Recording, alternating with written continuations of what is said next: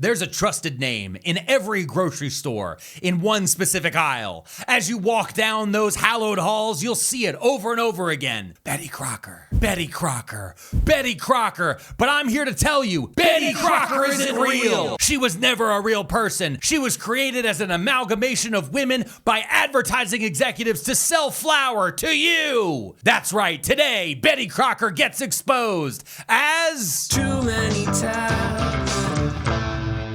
Remember to smile. Welcome back to Too Many Tabs, a podcast where a husband and wife duo sit next to each other at a table after taking 2 Sundays off. That's right. We took naps. Yes. We ate snacks. Yes. And we pet cats. I don't know if that's true. Did we see any cats? We didn't. We did see Canadian wildfire choke out the sky, blot out the sun, while we tried to take our toddler to the beach. Yeah, I also ate some shrimps. You did eat some shrimps and a little bit of crab. Yeah, just a little bit of crab. Just a little bit of crab. But for the most part, we were actually here. We're here at the house. You've been doing research to get ahead. Oh, I've been doing research. Yes, you have. And we told everybody all about our vacation that we just took and the fun, all the different random things that have happened in the news over the last 2 weeks on the after party, which you can get on our Patreon at pearlmania500.net. But with that, Mrs. P, there was a couple times I was laying next to you in bed. You had your iPad open and you went, "Shut up." What? Come on. And I was like, "What are you talking about?" And you said that we had to wait for this exact moment here. I said, I can't tell you. I have too many tabs open. I have to save it for the episode. And what is the episode? Betty Crocker isn't real. Betty Crocker? Yes, she's not a real person. She's like 25 different women in a trench coat. Betty Crocker from the grocery store, Betty Crocker? Yes, she's not real. And I opened a lot of tabs and I need to tell you all about this conspiracy of Betty Crocker. Wait, hold on. Because I thought Betty Crocker was like a lady from like the 1950s. And then she had like a cookbook, right? Uh-huh. And then everybody wrote down her cookbook. And then this is what I think. Okay. I'm just telling you what I think. Sure. I think she had a cookbook, and then she created like a box of something, and then it sold well in a local store, and then a big mega corporation gobbled her up, and then they made her into all these different things. That's the chocolate chip cookie lady, the chocolate chip cookie lady that sells the chocolate chip cookies at the mall. Famous Amos? No, there's a lady. Anyway, that's a different story. That's not this story. Okay. This story starts in 1921, not the 50s. 1921? Yes. Washburn and Crosby used to make a flour called Gold Medal flour. And they put out a promotion in the Saturday Evening Post newspaper. And it was ad. And what you had to do was cut out this jigsaw puzzle, put it back together with tape and mail it to the company. And in return, you would receive a pin cushion shaped like a little bag of flour. Very cute. This is what people used to do before apps? Yes. So there was a jigsaw puzzle. Do you want me to show you a picture of it? Yes, please. Okay, this is what it looks like. Oh. So you have to cut all the triangles out. And then reform them. And then you form them together and then you tape it and then you mail it to them. What's the final picture look like? It's the outside of the mill. Oh, okay. So the flour mill. So it has a corporate synergy to it. Yes, so they're like, absolutely. Here's a picture of this, and then they send you a pin cushion? Yes, pin cushions were very popular back then. Okay. Also, it's very cute. It looks like a tiny little thing. Look, like show it to you. Oh, that is cute. Yeah, it's cute. It looks like a tiny little bag of flour. Oh, okay. And famously back then, the bags of flour would be different prints because people used to use them to make clothing. So bags of flour are very important to our society. We used to use it was like using the whole animal. Yes. Except a bag of flour. Exactly. So this flour company has a jigsaw puzzle that people have to put together. Because when I was a kid, you would cut the UPC code off. Yes, this is where this starts. Oh, okay. So like box tops? Basically, yeah, like you would get the box top or there was all like Pop-Tarts things or other things and you would save them and then mail them back to the thing and then you would get like a gift. Like one time, I think I talked about this on our Food Idiot episode. Yeah. I saved up a bunch of Pop-Tarts box tops for a long time so I could get a Paula Poundstone VHS for a stand-up comedy. I think I still have it, if I'm being honest. I remember saving up the UPC codes from the back of G.I. Joes so I could get a G.I. Joe that was based off of, I believe, a Chicago Bears football player that went by Fridge. And it was, I don't know. I had him. So I know I had him because I did sell them at one point. Oh, I got rid of. I sold all of my G.I. Joes at one point in my early 20s because I was like, these don't matter. These will never appreciate in value. They really don't. Yeah. They haven't really that much because of just the nature of it all. And honestly, I don't want my son to inherit a war. That ended while we were on vacation, right? Or did it restart? No.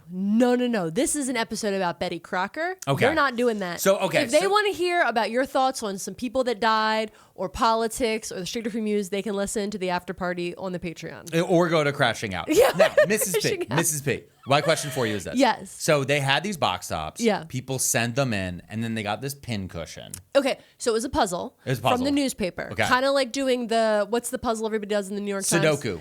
No, the one in the New York Times that everybody does. Wordle. It's like doing a Wordle. Okay. And then you do the Wordle right, and then you would get a free prize. That's kind of what it's like. All right. So a lot of people do it, okay? 30,000 completed puzzles get sent back.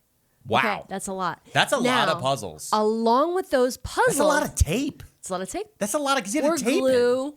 I guess maybe they probably did stick They glue. had the rubbery glue that had like the brush. Yeah. It smelled really good. Oh, yeah. Remember, it smelled so good. That was good. Good huff and glue. Good huff and glue. So 30,000 completed puzzles get sent back. Okay. Along with hundreds and hundreds and hundreds of letters. Letters? With cooking-related questions. Oh. Women across the Midwest, they had the bags of flour, but they had questions on what to do with it. Oh, you know what it is? It's because for many of them, this is the first time they found out that the flour company had a P.O. box. Yeah. You know what I mean? Like, we have a P.O. box. We'll put it on the screen here, and I'm sure it's down in the description of a lot of our shows.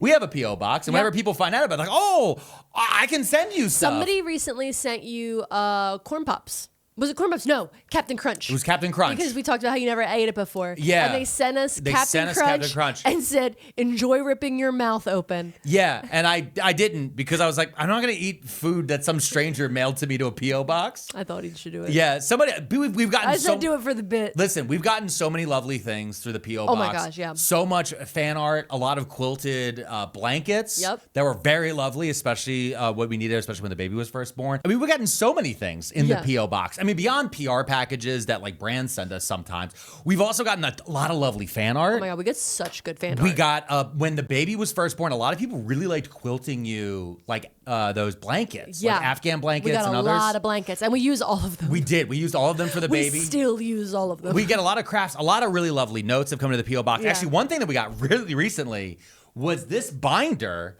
That's called the Trans Agenda. The Trans Agenda did show up in our P.O. box. And it has... We have access to the Trans Agenda. Which also, more fan art inside of it. This one's hard to beat, y'all. We don't usually bring up things we've actually gotten on the P.O. box. But, like, there's even a whole part here about, like, FTM. I mean, this is actually about cake. This is about cake. No, it's about Betty Crocker. Betty Crocker. This isn't about cake. Okay.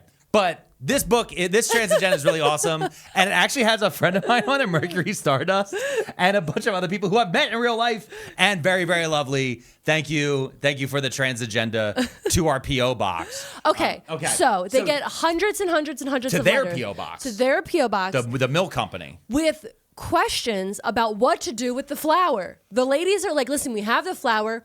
Everybody probably has like 3 recipes they know what to do, but they're coming in hurdles like, why does my cake crack on top? How do I make a pie crust that doesn't crumble? Why are my muffins diving inward? Don't you know, why are my muffins collapsing? Yeah. You got to do an upper Midwest. It's in Minnesota. Yeah. It's in Minnesota. Now, I just don't understand why my cake keeps cracking on the top. Oh, my cake keeps cracking before my husband takes a crack at me. I just don't know how to make a cherry pie for the life of me. No, not at all. Not ever since I went to Sunday school. One time I got a pat down in Minnesota airport, and the woman that was giving me the pat down sounded like this, and I was crying, and she said, "Oh, honey, it'll be okay." There's There's a lot to that backstory. There's a lot to that And backstory. Can I say something yeah. real fast? I'm going to go to Minnesota soon. You are? Yeah, we're taking the Crashing Out Tour there. crashingtour.com. We have a whole new website where you get tickets on it. And I'll be in St. Paul. Yeah. Not Minneapolis, but they're the same city, I think. They're Twin Cities. The Twin Cities across the I've river, been to right? both of them. I think I've They're been to one. nice. I don't remember. It was They're a nice. dark period I like of my life. them. Okay. So, okay, they get all these letters. They get all these letters. And at first, the company executives were answering the letters. They're like the executives are answering the letters. They're writing back, this is what you should do, right? But then Did you butter the pan? they pass the now this is now listen, I think some of this I got some of this from the actual Betty Crocker website, so there could be some revisionism because they say that they felt that they should allow the women who work there to answer the letters because women would trust the information coming from a woman more.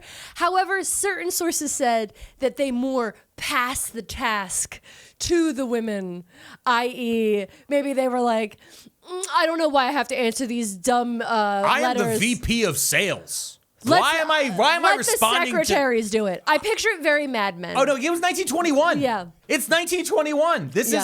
It was a horrifying conversation that we would get demonetized probably saying today. Yeah. Because it's 1921. Yeah. And you have literally a guy who's like, I'm in charge of rivets here at the mill company, and you want me to explain to someone how to get perfectly plump muffin tops? Yeah. That means something different in the world I'm from.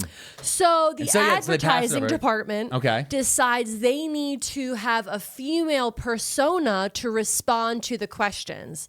So the name Crocker was pulled from a recently retired company director. His last name was Crocker. Crocker, okay. And then Betty was simply chosen because it sounded like a friendly name and everyone knew a Betty. That's true. Yeah. So That is true. Everyone knows a Betty. And Betty is because you know what's funny? Whenever I hear Betty Crocker, I immediately picture Betty White. Okay. But Crocker is that's a good cooking name. Crocker is a good cooking name. I picture Chris Crocker, pop a picture up, leave Britney alone, Chris Crocker. Oh, yeah. They went they went MAGA. They didn't go MAGA. Look it up. Chris Crocker went MAGA? Look it up. No. Yeah. Google Chris Crocker MAGA. Do a time jump. Internet personality, formerly known as Chris Crocker. What? Yeah, transitioned, is now known as Kara Cunningham. Okay. And is MAGA. Wait. Yeah, it was confusing for everybody. This is... I forgot they transitioned. But good news is I know exactly what that's about thanks to this binder. Oh my gosh. Yeah. I need to read into this, but not right now. I have so much information about Betty Crocker. We're talking about Betty Crocker. Okay. Okay? Not Kara Cunningham. Okay. Okay. So the company creates what's called the home service department. And within the home service department, the women that were employed there would respond to these letters that came in, and all of them would be signed from Betty Crocker. Okay. Well, you know, that's smart. It is smart. It is a smart thing. The advertisers were smart about this because it creates uniformity. Yes. You're not just getting it from some random person.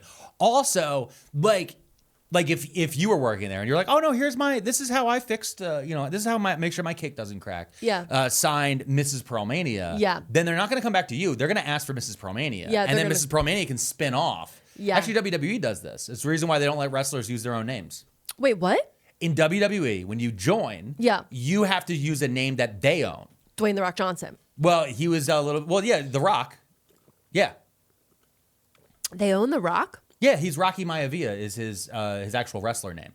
Oh. He's Dwayne "The Rock" Johnson, and he tried to go by Dwayne Johnson for a while. Because he became an actor. But nobody knew who the fuck Dwayne Johnson was. He's Kevin Hart's buddy. So he had to be Dwayne "The Rock" Shampoo Johnson. magnet. But in WWE, he was Rocky Maivia because he is the son of a...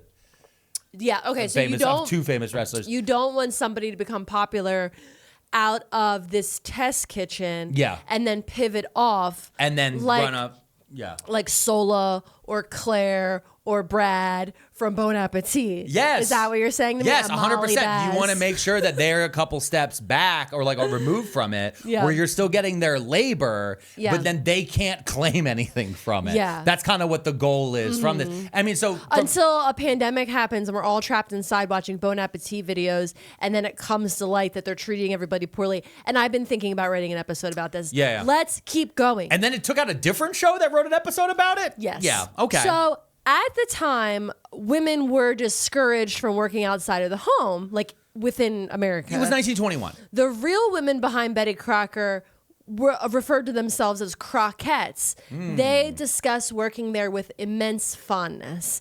And so I started doing research on these women. Okay. And they're incredible. And I pulled a few of them. There's over 25 of them in the very beginning, but I pulled some primo top contenders for interesting women that are part of the Betty Crocker legacy. Okay.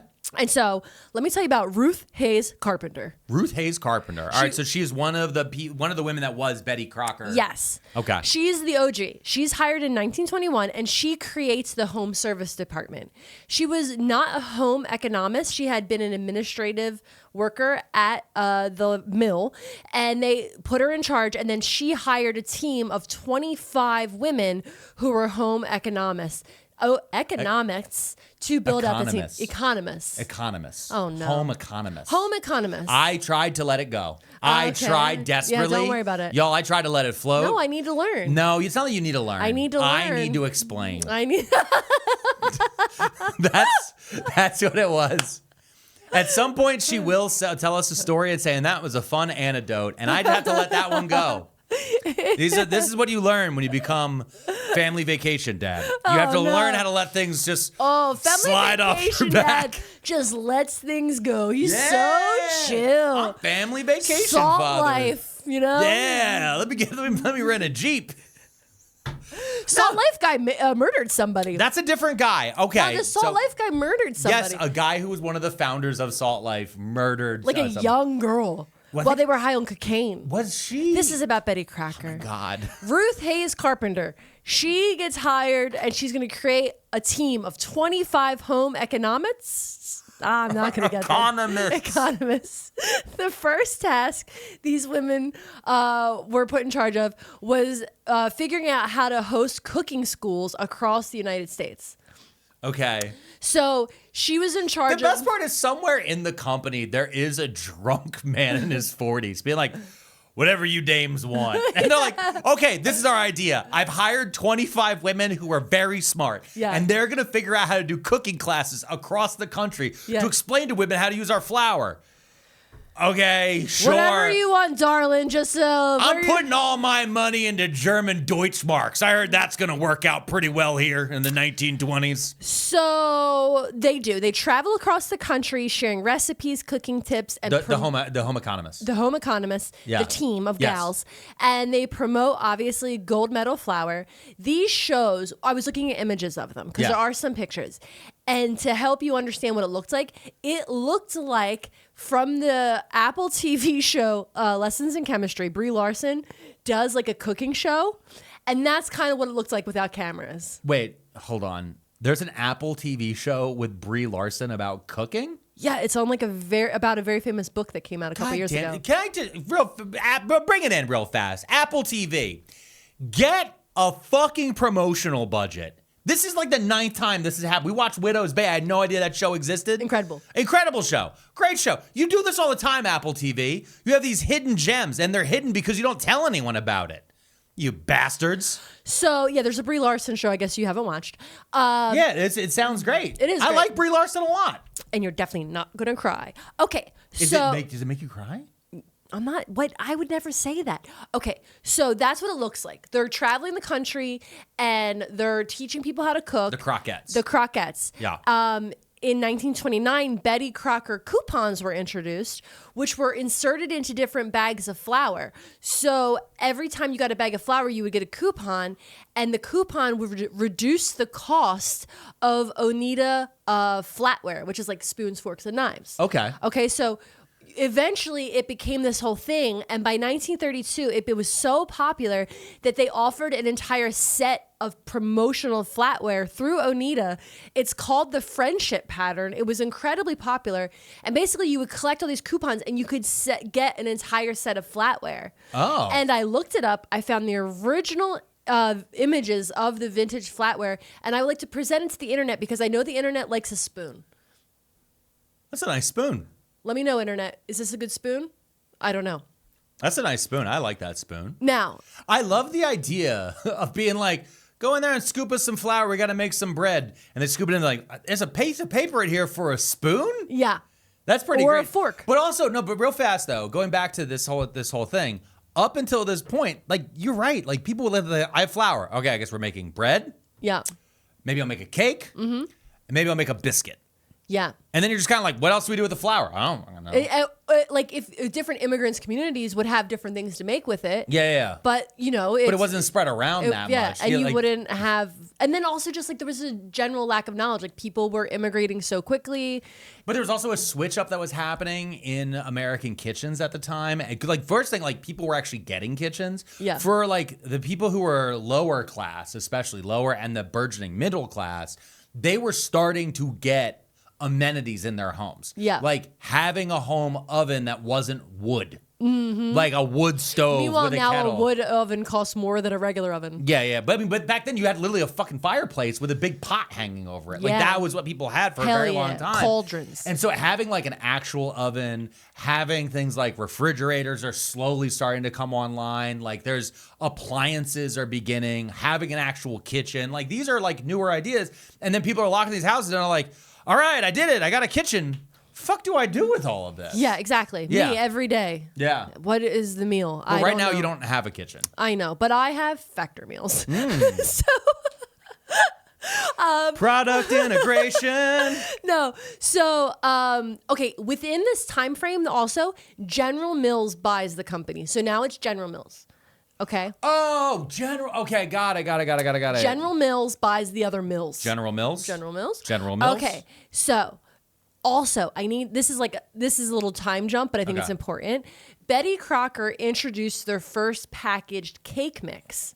Because when you think of Betty Crocker, you're thinking of box cake mix. I specifically am thinking of Funfetti. Funfetti. The original cake mix Funfetti cake. was ginger cake.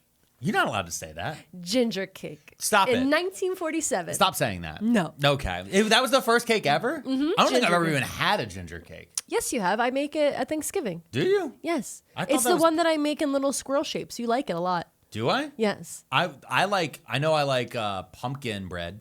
Yes. I like that. Okay. I don't remember ginger cake. I make the same one every year. It's like a ginger loaf I make with the glazed icing. And I make it in the little squirrel prints. Really? I don't. Honestly, can I tell you right now? Not even like a spark happening up here. Okay, well, remind me in Thanksgiving, and I'll make sure you get another slice. We'll make it a food idiot episode, and then we'll put it on the. I think I did. No, you did not. You did not do ginger cake on a food idiot. I remember that much. Okay. Okay. So after ginger cake, devil's food cake was the next one that was introduced. Okay. Now, what is devil's food cake? chocolate. It's just chocolate cake. It's like deep, deep chocolate. Oh, is that like the chocolate on chocolate type of cake? Yeah. That's devil's food cake. Yeah. Okay. Okay, so interesting. This is the thing. When we think of the original box cake mix, it was the box cake powder mix inside, and it was just add water, right? Oh. But the women, the housewives that were buying this, felt spiritually, emotionally, that this wasn't baking from scratch. So it was too easy. That was the feedback they were getting. It was just add water and mix and bake. And they hated it. They said, no, this feels like it's cheating. I hate how simple this is. Yeah. So It feels too processed. So to boost sales, Betty Crocker tweaked the recipe in the early 50s to require the addition of eggs and oil. That's so crazy. So what did they use? Like dehydrated eggs before? Yeah. Oh, wow. They would use just powdered oils, powdered eggs, and probably powdered milk. Yeah. And then you just put it all in a bowl, mixed it up, and then threw it in a pan and threw it in the oven. And you know what? You don't have to make food from scratch with our next sponsor. Eating healthy is important, but sometimes it just feels too hard. With Factor, you never have to choose between a good meal and a fast one. Factor meals are designed by dietitians and prepared by real chefs, ready in 2 minutes, no planning, no cooking. Factor has tons of meals, all made with nutrient-dense ingredients that work with any routine or diet. Factor's menu changes all the time, so keep an eye out for new dishes with new favorites like Harvest Chicken Salad and Korean-style salmon. We love Factor. We're obsessed with Factor. We've been obsessed with Factor. Right now, because our kitchen has been out of commission, Yep. Factor has come in clutch. Yeah. We have a mini fridge that's been completely full of those, living off of those in the microwave. Mm-hmm. So that way we can eat, the baby can eat, and it helps with our busy lifestyle. Factor also has delicious breakfast options, snacks, and drinks. Try the cinnamon roll pancakes or potato, bacon, and egg skillets in Factor's new breakfast bundle. Head to factormeals.com/toomany50off and use code toomany50off to get 50% off and free daily greens per box. New subscription only while supplies last until September 27th, 2026. See website for more details. Thank you so much to Factor for sponsoring this episode, and thank you to all of our Patreons out there who've continued to be sponsoring us. If you don't want to hear any ads, remember, you can always join our Patreon at Pearlmania500.net, and you can get things like The Food Idiot, where Mrs. Pete teaches me how to cook. And there's a secret YouTube. Yeah. Anyway, Blanche is the next lady I want to talk to you about. Okay. Her last name is gonna trip me up. Ingersoll. Ingersoll. Okay. Yeah, that's what it says. Blanche Ingersoll. Ingersoll. She was a journalist and a home economist. Economist? There you go. You had it the second Was time. responsible for developing the first radio scripts for Betty's cooking demonstrations over the airways. Really? Yeah. Okay, so they hired somebody, and then she came in and she was like, "We'll do like this is like literally where we get the term soap opera from too. Is like because people were wash the dishes while listening to these radio plays and things like that. And then before that though, they were like, hey, we'll actually teach women how to cook. Yeah. Middle of the day. How often? So in early October 1924, she was the first voice of Betty Crocker. Initially, there were doubts that women would listen to a radio program. Shut up. The radio? The radio, that's Why for boys. would women listen to the radio? The radio's for boys. The radio is where we listen to the guys play on the tin cans and then blame everything on the Jews. Microphones are for the boys. No. Just ask the podcasters. Yes, come on, I'm listening. What are you listening? I'm listening to the Father Clampton experience over here. He's over here telling me many interesting things. Do you know that you can sew goat testicles inside your body to become more manly? That's an episode we did. That is a real thing. And I'm sure in a few more weeks, Joe Rogan will tell you it's a good idea. Yeah. Because everything is cyclical. The same way with podcasts. Like podcasts for a long time were looked at as like a man's thing. Yeah. Which is stupid because it's just a format. Yeah. It was a thing that was broadcast to iPods. That's what the term stands for. Just so that anybody out there knows, they're called podcasts because it was a radio broadcast to your iPod. Now there's videos. These are just talk shows now. Yeah. And we're having a great time. We're having a Okay. Guys, we're having a wonderful time right here with Mrs. Pearlmania. She's a real person. She was not created by advertising executives with about 20 other women in a room just over to the side there. Oh, I who are wish I had stitching all of this 20 other women helping me every day. Yeah. That's the type of community I need. You got 20. Well, here's the thing. If we had 20 women propping you up, it would not be a business. It would be a cult. Like that is just like in our world, that would be For cult. sure. I like, but okay. So they hired a journalist, and so she's writing scripts. She's writing scripts for a And radio she's program. reading them herself. And nobody thinks this is going to work within the General Mills program. So funny. That's They're so like, funny. women don't listen to the radio. Okay. Men will get mad and they'll throw the radios out the window. A woman's voice coming through? But very That's quickly, crazy. letters from all across the Midwest came pouring in for Betty. People are writing in. We have questions. My cheesecake keeps cracking. This keeps going wrong. How do I fix it, Betty? Her voice was described as the lady next door, just dropping by to share a new recipe. It is I, Betty Crocker, and I'm here to tell you you need to have whole milk and General Mills flour. By September 1925, 13 radio stations carried the Betty Crocker service program, which ran 3 mornings each week. Oh. Each station had their own individual Betty Crocker, who read the scripts, which were written and prepared in Minneapolis. Oh, so they kind of franchised them like Bozo the Clown. Yes. A lot of people don't know about Bozo the Clown. He was a clown from the 50s and 60s. Mm-hmm. Actually, he was still running until the 80s. I think even into the 90s. When I was a kid, I'd go down and visit my grandma in North Carolina, and they would have a local Bozo. Like, because it was in different areas. He was like the kiddie guy. Because it was just a guy in clown makeup. And so kids would go, and they would go to these events, and you could, like, win little prizes and things. It was like The Price is Right, but with a clown. I don't like what. No, This is bad. What I don't you like are this. thinking about when it comes to, like, it and all the scary clown stuff is because of Bozo. Yeah. People saw it, and they're like, how can we make, like, a twist on this? The same way now where everyone writes Superman as evil. Okay. Anyway, what I'm trying to say about this, though, is they did the same thing back then with Betty Crocker, which is every single place had their own Betty. Mm-hmm. It would also probably help with dialects because, like, a Minnesota accent is slightly different than a Wisconsin, which is going to be different than a Chicago accent. It's also interesting to me, too, because it's radio in the 20s, and it's so regional. Yeah. So this, like, powerhouse is building in the upper Midwest, right? Yeah. In Iowa and these places. And, like, meanwhile, in, like, Philadelphia, they're like, we have Quaker Oats. No one will ever deal with us.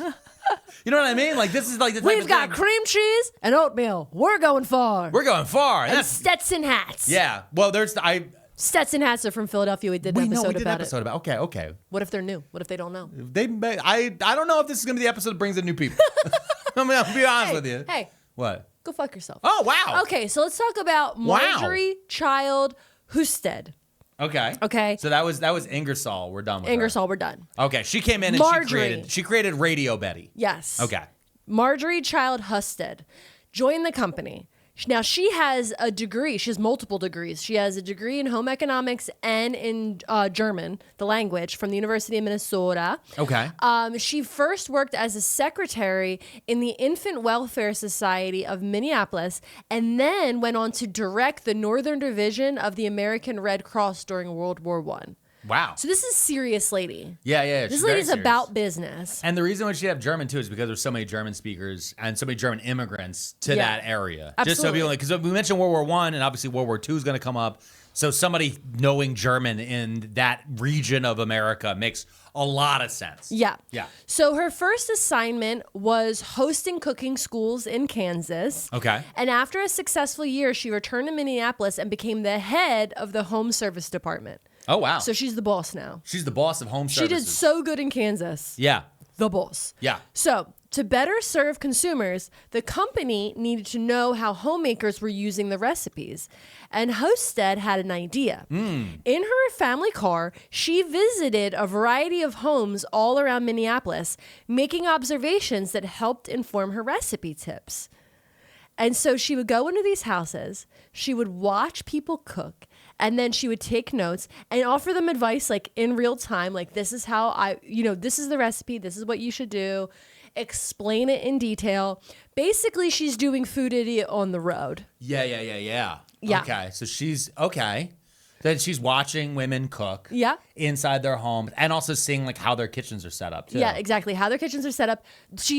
They have Betty Crocker recipes there, and she's watching them. How do they interpret it? Because from our Food Idiot episodes that are on our Patreon, I explain to you a recipe, but sometimes you have questions that I wouldn't even think about when it comes to like, well, what do you mean a quart? And this is actually a thing. So she's actually doing. Can I tell you what she's actually doing? What? User interface engineering. There's a whole different type of engineer when it comes to creating anything. So whether it be your laptop, the program, like the YouTube app, or Spotify, whatever. There's one engineer who comes in and does the programming for how it should functionally work. Yeah. And then someone else comes in and goes, all right, well, this is how normal people would interpret that. Yeah. So like to little things that engineers don't think about, which I've noticed with a lot of programs in particular, will be each screen having a different thing. So one engineer comes in and says, to move forward, hit return or click return. And you're like, why would you forward return? Exactly. Or in the next page, it says click forward. And the one after that, it hits submit. Yeah. It's like use the same every button should be the same to move forward. It's little things like that. And we see this all the time.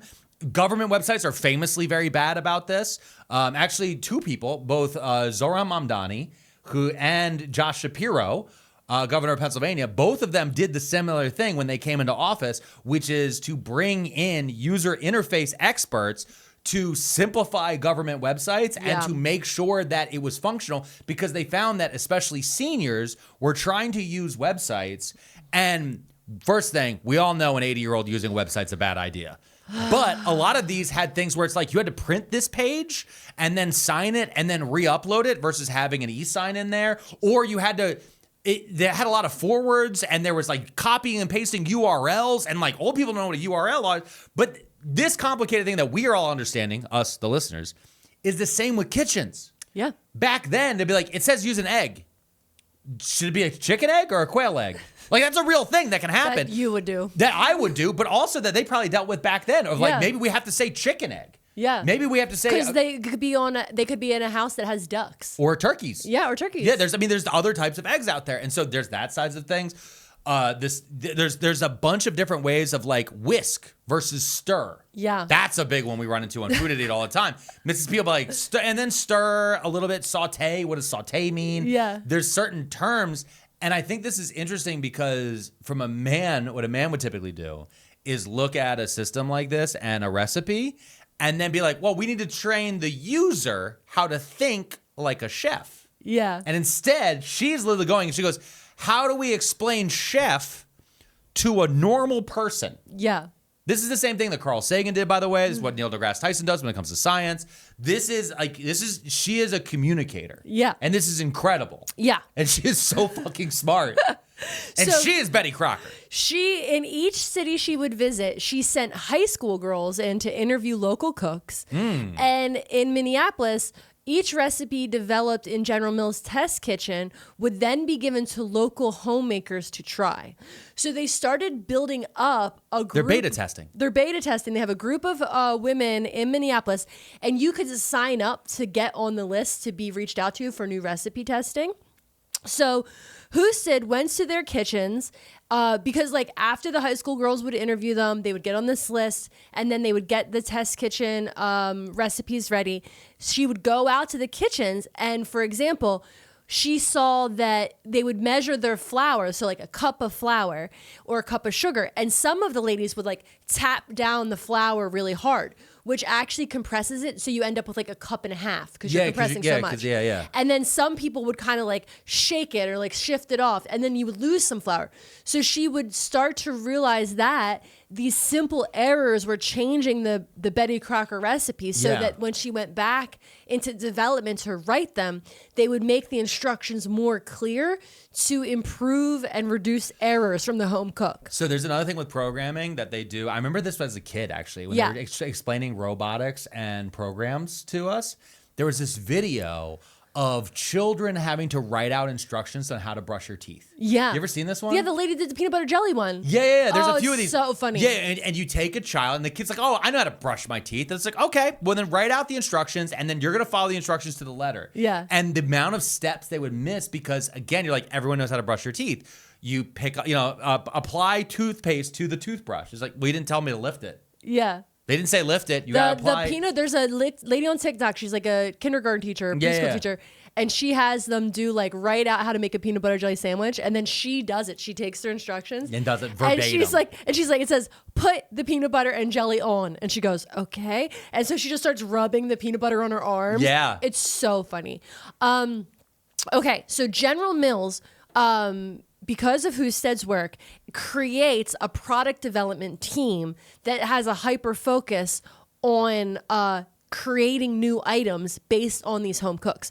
So you have to understand, in the beginning, like I said, they're sending out recipes. There's recipes going out on the radio. There's recipes in magazines from Betty Crocker. Yeah. There's recipes that are being put in bags of flour. People are writing in and getting recipes sent back. They're just providing recipes so they can sell flour. They are the recipe World Wide Web. Absolutely. They're like a living feed of recipes, and recipes just appear to you at this point. Yeah, exactly. Okay, got it. And so what happens is General Mills is like, okay, but how can we start selling more? AKA we got capitalism right here. And so they're like, we need to develop more products, but we need to use our test kitchen ladies to figure this out. So they created a 3-stage kind kind of development team. First, the home economists, say it for me. Home economists. Home economists would try the recipe in the test kitchen. Okay. Then a group of Minneapolis homemakers would try it out. And finally, it was tested by a much larger group of homemakers across the nation. It would be sent out, and then information would be sent back like, it tasted good, it flopped, it burned, like, this is what went right, this is what went wrong. So this is how General Mills starts this idea of creating new things out of the flour, right? Yeah, got it. Like the cake mixes Yeah. that we think of. Okay. So during the Great Depression, because that's going to happen now. Yeah, I forgot about that. That's 1920s going to 1930s. Yeah, so Great Depression hits the United States, and Husted develops recipes which were nutritious and cost-effective so that she could help families through hardship. So Betty Crocker as a whole really starts to hone in and focus on the development of recipes to help the households during the Depression. And it's a twofold thing, though. Yeah. Well, number one, flour is a staple. Yeah. So, like, everyone's buying flour regardless, especially during this time. So everybody's going to buy flour, and everyone's going to have that basic item. Yeah. And so now you're figuring out how to stretch it.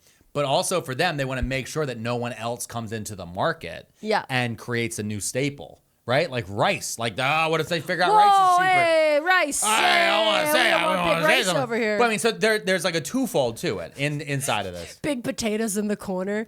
Just like, hey guys, it's me, potato. You just wait for the Idaho Mafia to come out here. Yeah. We're going to potato it up so hard. We grow in any compost bin you've ever imagined.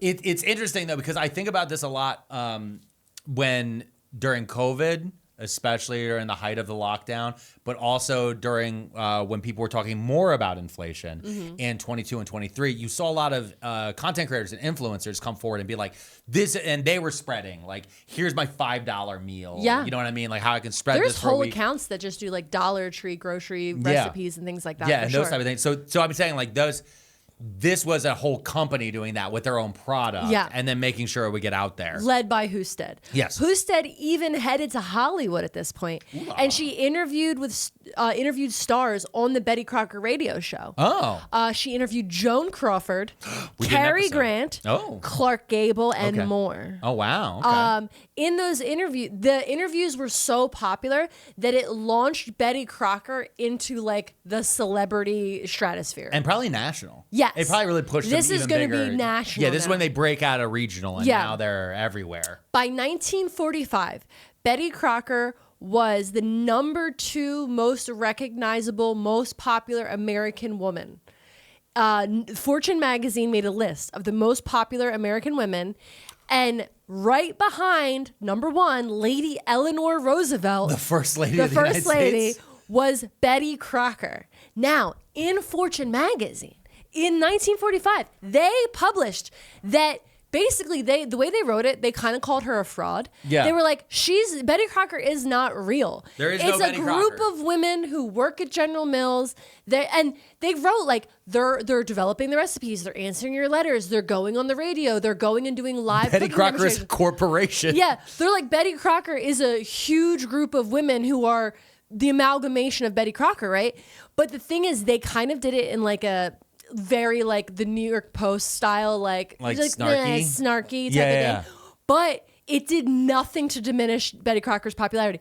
People were just like, okay, dear Betty Crocker, this fucking pie won't work. Like, nobody gave a shit that she wasn't real. Yeah. It was kayfabe. You're like, I know that I know The Undertaker isn't actually an undead zombie that got super Mm-hmm. into nu metal in the early 2000s and then died and then came back and then went through and had a concussion and had his streak broken and then slowly over time revealed himself to be a MAGA shithead. I was gonna go with the dinosaur guy. Dinosaur guy? The guy who Luchasaurus? Yeah, I was gonna say he's not really a dinosaur. Yeah, shut up. Luchasaurus is a dinosaur. So How dare you? Honestly? No. that's right. Somebody get Bert Kreischer on the phone. We're ending this podcast. Whoa, what? No, I'm not. Don't Segura me. I'm not getting Segura'd. All right? This is Mom's podcast now. Okay. I'm your new mom. New mom's house? New mom's house. New stepmom's house? Oh, man. Stepmoms are cool, dude. Stepmoms They're gonna are take you to cool. brunch. Listen, stepmoms put up with a lot. They put up with your dad, Well, and he sucks. That's why your mom left. What? I'm not. Okay. Maybe, okay, all right. I can already feel people getting in the comments, be like, actually, that's different. I'm not. It's just, come on, guys. they're jokes. They're jokes. Okay, World War II, not a joke. Not a joke, babe. How dare you? Husted shifts her efforts and her focus to help homemakers effectively use their rations and to help people understand how important their role was. She developed new recipes and products to accommodate smaller budgets with limited ingredients, helping homemakers to make the most of rationed foods. At the request of the U.S. Office of War Information, Betty Crocker broadcast a radio program and created a newsletter called Our Nation's Rations, which shared resourceful recipes, household tips, and reassurance for families that were navigating uncertainty at the time. So I immediately think of two different things. Yeah. Number one, I'm thinking back to the beginning of COVID, actually. It's weird because I think about this a lot, especially when we did the Victory Gardens episode. Yeah. And a few other moments like that, where we've talked about these moments, and especially American history, of us all coming together to have a centralized mission, whether it be World War II or others, of like, we're all in this, like, this is a fight, and we're going to get through this, and we're going to make sacrifices. And I think the only time in our life that was really pushed was, I want to say March through about May 2020. Yeah. And I think about people banging pots for the frontline workers, especially nurses and doctors and EMTs. I think about people really trying to make sure donations were out there. I remember people sewing masks. But the other thing I think about in this particular thing, there was I think it was ABC did it. Yeah. And it was called Family Haircut Night in America. Do you remember that? Yeah, I'm like, it's ringing a It little was this bell. weird thing where they were like, guys, because of COVID, we can't get haircuts, but we're all going to cut each other's hair now. Yeah. Hop on TV with, I think John Stamos was there, and there was like a Zoom call for America. And it was just like, they didn't know what to put on the TV. Yeah. That was the thing. And this is kind of similar to that, of like, there's this weird moment where you're like, every man under 25 in my town is gone. Yeah. But I'm here. And What I do know- I do? Am I part What do of I it? do? And I think this is kind of pulling that thing Yeah. in. The second thing, though, I was thinking about is if this happened today, if there was a company that was like trying to explain to people about how rations during a war is a big part of it, I'm like, how are you grifting me right now? Yeah. Because right now, it's like every company that we find out that steps forward is like, listen, guys, in these difficult times, we're like, is it? Because you got tariff refunds and nobody else did, Nintendo. Yeah, how come you got tariff refunds, but we paid those? Yeah, we paid the thing that you're I getting paid refunded the tariff, for. but you got the money back, so basically you got a refund. Why don't you talk to me about this? How come you get free money? How come you get free money How from the come government? the lettuce makes everybody have diarrhea? Yo, well, I'll tell you why that happened. Okay, none of that. Now, the response was so strong, such a positive response, that all of her guidance, the Betty Crocker guidance that Husted made, was compiled into a booklet titled Your Share, which was distributed for free to nearly 7 million Americans. 7 million? Yes. It included 52 menus, 226 recipes, and more than 360 wartime tips, covering everything from grocery shopping, cooking, entertaining, and etiquette. Recipes emphasize ways to stretch meat and dairy rations and suggested common pantry substitutes for scarce ingredients like sugar. Also in these recipes, she did talk about Victory Gardens. Like, so we know that it's July and you have a shit ton of cucumbers right now. Just so many cucumbers. You have so many and tomatoes. Just so many tomatoes. Tomatoes on tomatoes. But I find that really interesting. I find that that's really cool. Because the other thing, too, that I think people forget a lot about World War II is what a blending of cultures it was inside of America, because you have people traveling all over the country for the war effort. Yep. So you have communities that are moving, but also like you have young men who are traveling from Philadelphia who are being stationed in California before they're being shipped out on the West Coast. Or, people are being shipped all over. And so there are people looking for a standardization on what to expect inside an American party. Yeah. What's an American dinner party look like? Yeah. And we didn't have an answer for that at the time. We had the idea of what a German dinner party would be in Minnesota. We had an idea of what Pennsylvania Dutch would look like, right? Yeah. We had ideas of what these different areas had for these hyper niches of communities. But this was, again, that standardization that's coming in that can help kind of spread. And also, and then again, that helps the war effort. Yeah, exactly. Of World War II. Throughout the challenges of wartime, Betty Crocker offered more than just recipes. She offered solidarity. By addressing everyday problems with simple, achievable solutions, she reminded Americans they were not alone. Okay? Husted approached her work with pride and upheld Betty Crocker as a resource and a friend to women working hard for their families with little to no support or recognition. This is a quote from her.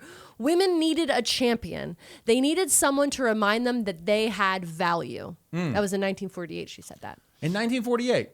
Yeah, that's but pretty early. In 1947, Husted was promoted to consult with the officers and executives of General Mills and to develop the Betty Crocker Picture Cookbook, a project that had been planned for 10 years earlier but was delayed by World War II. I actually have this cookbook. I cannot find it because it is packed away in all the boxes. Yeah. But so you're saying you have the original 1950s? I have the original 1950s cookbook. Wow. The reason I do is that so many of them were sold. It was instantly a bestseller when it was published, and it sold 18 million copies. 18 million? Yes. So she's now personally responsible for at least 25 million publications in American homes. Because you have the 7 million from the pamphlet, which sounds thick. Yeah. It had 200 recipes. That's a lot. It's a thick. And then you have the Betty Crocker cookbook, which is like the cookbook. Yeah. It's like that, and then I want to say Campbell stuff as well. Those are two that hand in hand a lot of people in the 50s to the 70s have. Yeah. And this cookbook, by the way, this is like the cookbook. It's also, so as someone who owns it, it's like, I know that they're doing recipe development. It's so hard to read. The print is so small. Yeah. I'm like, why? We were all just like, how are you reading this in the kitchen? But meanwhile, I'm like spoiled because I like put my iPad up and I have all my recipes from America's Test Kitchen. You have the iPad, and on top of that, you can make the font bigger. Yeah. They literally, you know how they did it back then? They literally pulled out a magnifying glass. And it's like the instructions are so little. Both my grandparents had magnifying glasses in like every room. Yeah. I remember I have your grandma's magnifying glasses. They're cutesy. Those are glasses. I'm saying like legitimate, like I'm a detective, giant magnifying. I remember both of them when I went to their house. And now I'm thinking about it. I don't think my parents have one. No. We don't. Do we have a magnifying glass? No. Yeah, why would we? We just make the font bigger on the Kindle. That's what I'm saying. But what I'm saying though is like this is one of the changes though that's happened over time of like with technology. Like, did the magnifying glass business go out of business? I don't know. Is that still an industry? They probably put them in other things like microscopes and telescopes. You know what? Honestly, let's tariff foreign magnifying glasses. Okay. We need to bring that back in this country. Our ants are walking around unburned. Under Marjorie, well, they're being burned by the sky. Under Marjorie Husted's direction, Betty Crocker became a figure of dignity who treated homemakers with respect. Husted strove to make Crocker appear to be a home economist with professional experience, not a home cook. By 1948, Betty Crocker was known by 91% of American homemakers. That's crazy. So all of America. I do find it interesting. I like the way that they said that, to make them a home economist and not a home cook. Yeah. Because that is an important distinction. Yeah. Also, we've been mentioning home economics a lot. It is a thing that I think in more recent generations has kind of fallen off. Yeah. But it was a very important class that used to be taught. These women, a lot of these women, like out of the 20-some women, they had degrees. Yeah. PhDs, master's degrees in the economy of the home. Because managing a home is a job. It's a full-time job. It is. Managing a home is difficult. And on top of that, especially at the time you're talking then when they had a lot more kids. Yeah. And a lot more things happening. You're making the clothes. Yes. You're making the food. You're cleaning the house. You're growing the food. Mm-hmm. You have to know how to give birth. You have to know how to do certain medical things, treatments for the kids if they get sick. Like, they're running a household in the most crazy way. And don't forget washing the clothes, because they didn't have the clothes washing machines back then. And so there was a lot of things that we now have that have been not only automated and we have devices for, but there's a lot of other things too that we've actually offloaded onto apps and shit like that as well. I mean, down to the fact that like now with groceries, like you can get Instacart delivered to your house type of things, or any of these others. But I mean, like, How often now do you go to the grocery store and I'm sharing an aisle with someone who is grocery shopping for somebody else? Oh, yeah, all the time. I'm saying, but back then. And then I see it's a guy and I go, oh, man, I feel bad for whoever got that. But what I would say, though, is when back then, like you said in that pamphlet, there were instructions on how to get groceries because going to the grocery store, going to the general store was a new thing. Those had changed. Actually, one thing that's very odd, which I know we don't really cover in this, but one of the things I just want to point out to people, old school grocery stores are what CVS is turning into now, where you would go in with a list and hand it to somebody, and then they would present you a bag with the items you were looking for. Yeah. That's how grocery stores used to be run. The idea of the supermarket where you push a cart and go get the items yourself, that was supposed to be savings. Yeah. You were supposed to be saving money because you weren't paying to have that employee to run and fill up your bag, and it was supposed to help you save time. Yeah. That became a standardization later. Yeah, we end up always getting screwed by stuff like that. But I'm saying we also end up always looping back into the same thing because now you can't even go get fucking deodorant. You got to sit there and hit a button in CVS until somebody comes over and apologizes profusely. And you're like, well, the deodorant. It's not your fault. I know that there's only one person that works here. I know it. Yeah, no, it's not your fault that they're actually hiding the fact that people don't have money. And so they're trying to claim that everything is actually shrink that's caused by shoplifting. Yeah. When in reality, they jacked up the fucking prices at CVS and then got rid of half of their employees and replaced them with the self-checkout lanes that barely work half the damn time. And now we're stuck in this bullshit together because some guy wants to close down stores and try to save the stock price. What if we just stop wearing deodorant? I'm not doing that. So, despite the role Husted and other women played in building Betty Crocker into a major brand, they were overlooked and underappreciated by the mostly male executives at General Mills. Oh yeah, but that's like the biggest duh I've ever heard on this one. She did so much. It's crazy though, because you would think out of anyone that she would be one that they'd be like, well, okay, you're a little different. You know what I mean? Here's a quote. They had such an important role and they were really running the show, but it was considered women's work and not at all important to the company. The company is flour. The company is women cooking. That's fucking crazy. Not important. The women. Ugh. This is like Jeffrey Epstein being involved with Victoria's Secret. Man, so I don't know how to tie that all together. Marjorie, Husted, wanted to be remembered as a person who made Betty Crocker a symbol of service. She went on to win several achievements over her career, including being the first businesswoman to win a Woman of the Year award in 1949. She retired from the company in 1950 and then formed her own consultant agency. Good for you. Good for you. Love a lady getting a consulting job. That's the move. You gotta retire early. Retire early and charge triple. Then charge triple for the job that they want you to do before. Real fast. I'm going to give you guys a quick Pearlmania tip. You know what you do? Become the only person at your job who knows how to do that thing, then retire. And then when they call you, go, listen, we don't know how to do that thing. You go, triple. So she retires from the company, makes her consulting agency. So that was in 1950. In 1951, she was at the American Association of University Women, doing a speech. And this is a quote.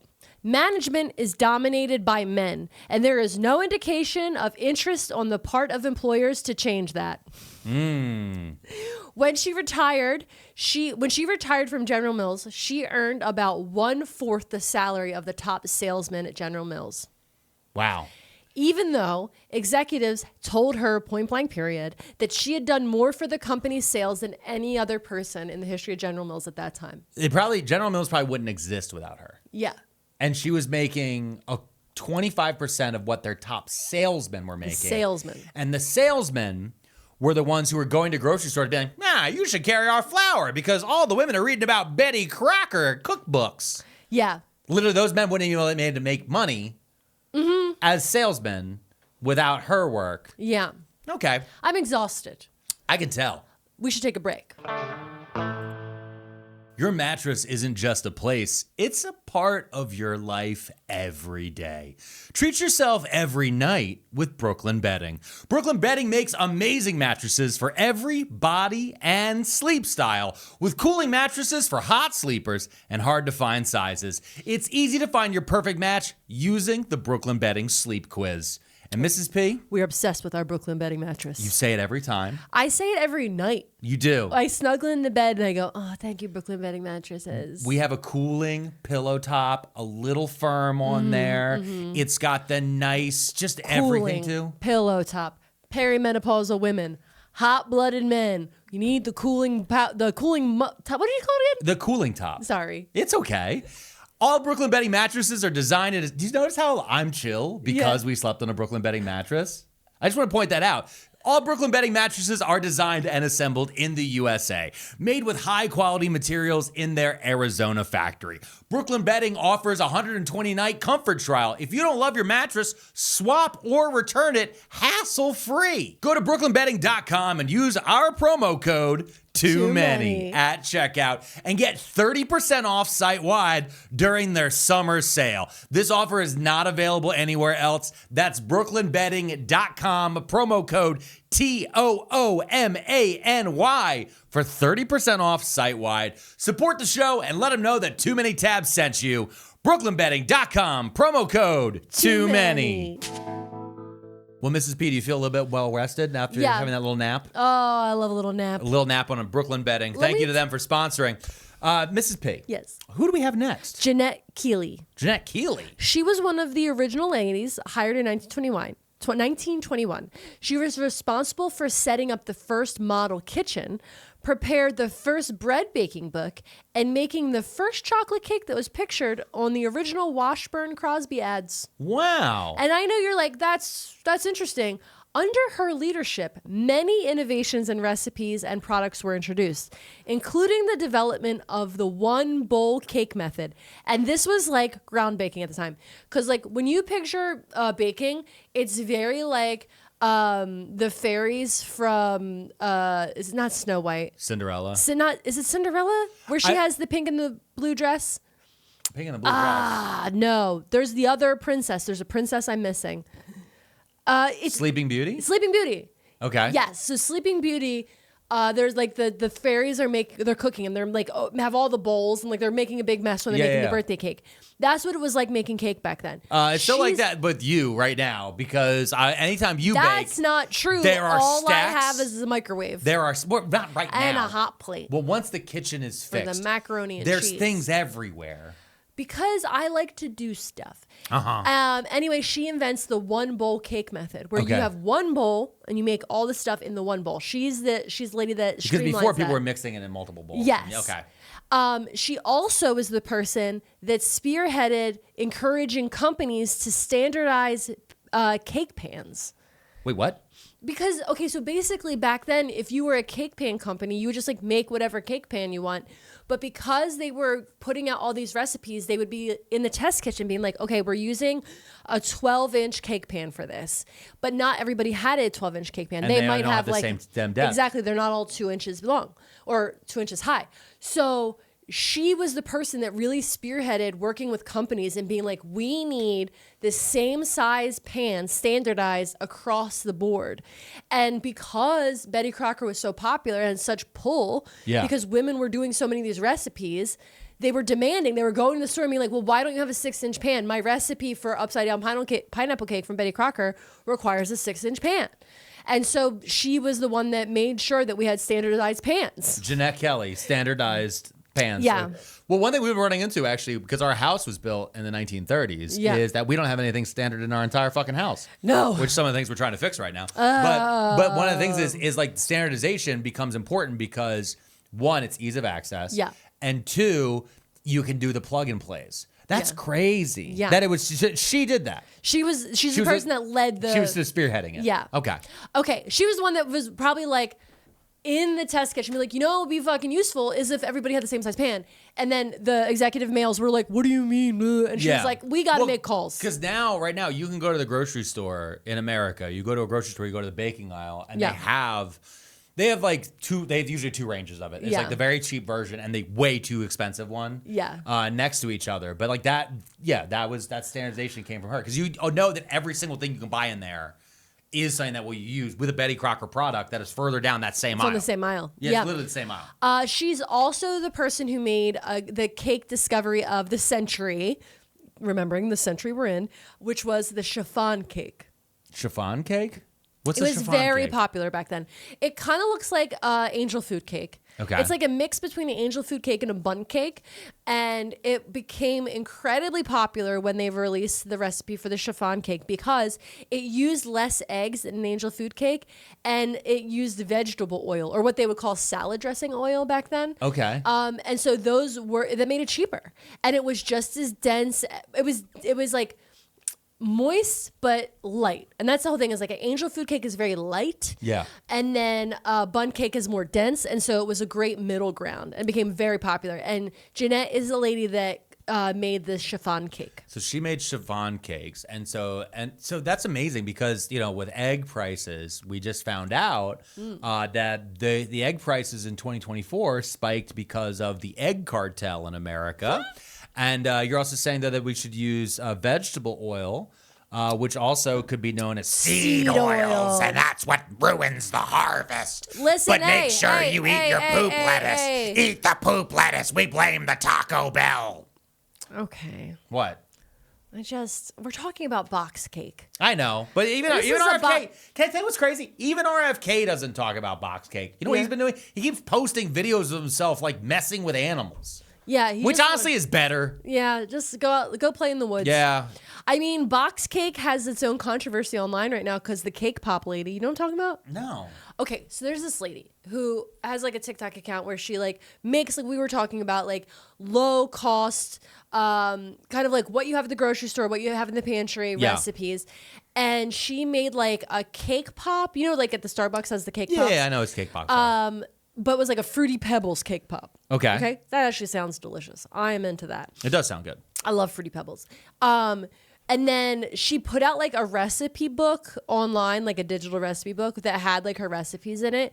And then I guess another TikTok lady who makes like online cake stuff made the same recipe for like Fruity Pebbles cake pops. And then the other lady was like, you stole my recipe and I have a copyright on the recipe, blah, blah, blah. And the whole thing is like U.S. copyright law doesn't let you copyright lists of ingredients and basic cooking instructions. Like you can't copyright that. Really? Yeah. I didn't know that. And the other thing is that I immediately saw, like I'm scrolling and of course my algorithm's like, you'll be interested. They're fighting about cake pops. Yeah, of course. And I'm like, yes, please don't talk to me about the Strait of Hormuz. No. Talk to me about fucking cake pop drama. That's what my brain needs right now so I can go to sleep.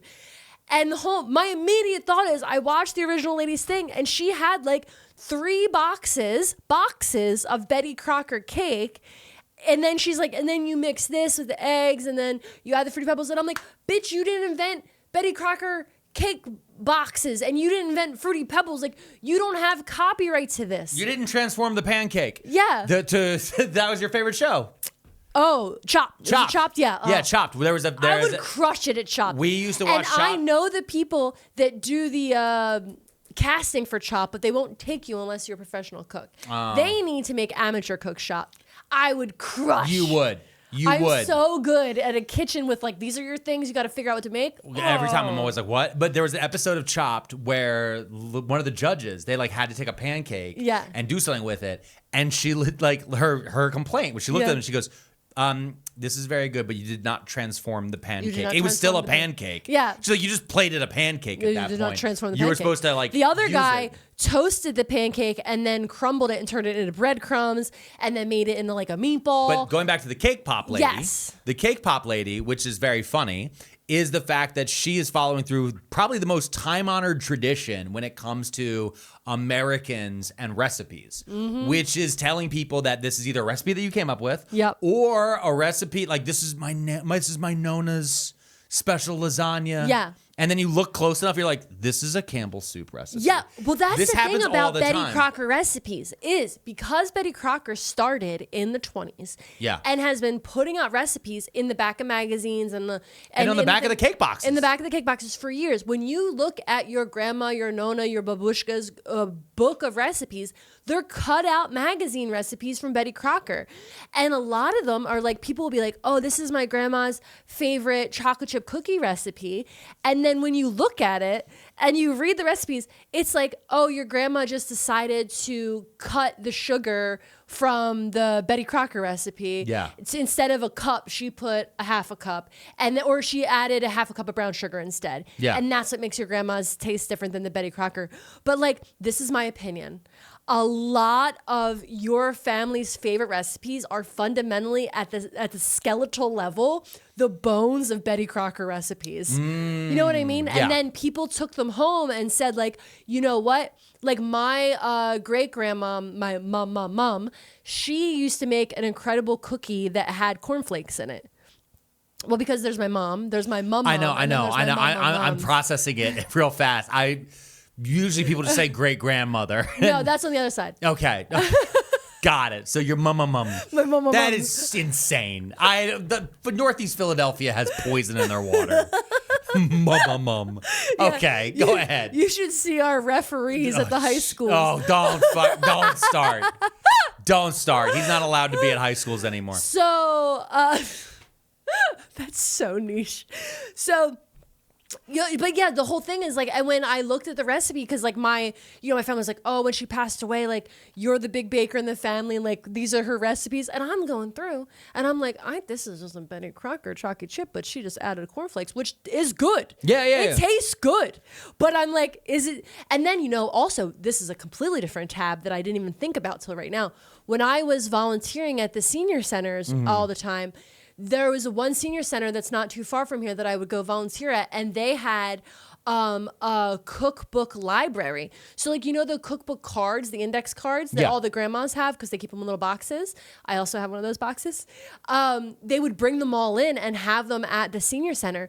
And there was boxes and boxes and boxes of these index cards of everybody's recipes. And I would go through them because they'd be like, oh, you can take whatever ones you want.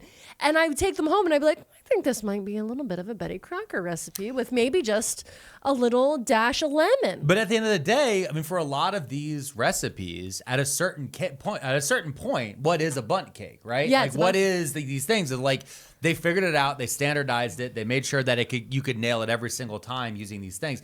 I find it very interesting though that you can't copyright recipes. Yeah. Because if you can't copyright recipes, then why can you copyright music? Because to me, I mean, I understand like it sounds versus these other things, but I'm going to tell you why I think the reason why you can't do it. Right. Because recipes are for women. And if you could copyright them, then those women could have made money, and then those women wouldn't have needed their shitty husbands, and then they could have left the home. Wow. I'm just gonna throw it out there. Also, I'm gonna throw it in there too, especially from the history of America. So many recipes were actually their home cooks were slaves and servants at post-Civil War. Yeah. And again, they were the ones who actually had this information. If they could have copyrighted any of these recipes, then again, they would have been able to make some money off of it. And they could have kept going from there. Wow. But that's crazy. I didn't realize you couldn't copyright a recipe like that. Yeah, a simple recipe and list of ingredients. Yeah. What's wild though is as a list of ingredients. I get that because you could. Okay. But the other thing though, I think that's interesting with it is I've heard from a lot of people. This is why when you go look up a recipe, they always put 7 paragraphs about their grandmother. Well, yeah, they got to get the SEO in there. No, but also that's the SEO. But more importantly, that is the part you copyright. Yeah. So if they're lazy and they come to the website and just go Control C, Control V, yeah, they've stolen not your recipe. Yeah. They've stolen the soul of your grandmother, like an AI data center, scraping her grave. Also, AI is ruining recipes on its own because like Pinterest, which is all AI right now. Pinterest, zoom in. Pinterest, fix your friggin' website. Everything is AI. It's unusable. It's gross. I hate it. I want to delete my account. Every time I open it, I'm like, blech, this stinks. Why does every oven have 3 knobs and every recipe is going to kill you? Because people and AI bots are just creating recipes, scraping from other recipes. So then somebody's like, oh, I want a recipe for lemon poppy seed muffins. And then they go on Pinterest, lemon poppy seed muffin. They pull up one that looks nice, has a good picture. And then they make it and it burns, it falls flat, it's dry, like whatever, because it's just AI and nobody tested it. Yeah. No, and this has been a common thing. And the AI itself is actually scraping itself now and creating self-referential loops. I think a lot about the pizza. There was a Google Gemini AI had instructions on making a pizza that involved adding glue. That was like early on when they started adding the AI description. like answer at the top when you go to Okay. Google. Yeah. Someone like how to make a pizza. And there was a step in there about adding glue Yum. to the pizza. And it's like, but there's things repeatedly about this. And it's basically what we're trying to say is this, it's just like, you got to trust and figure out where your recipes are coming from. Yeah. With that.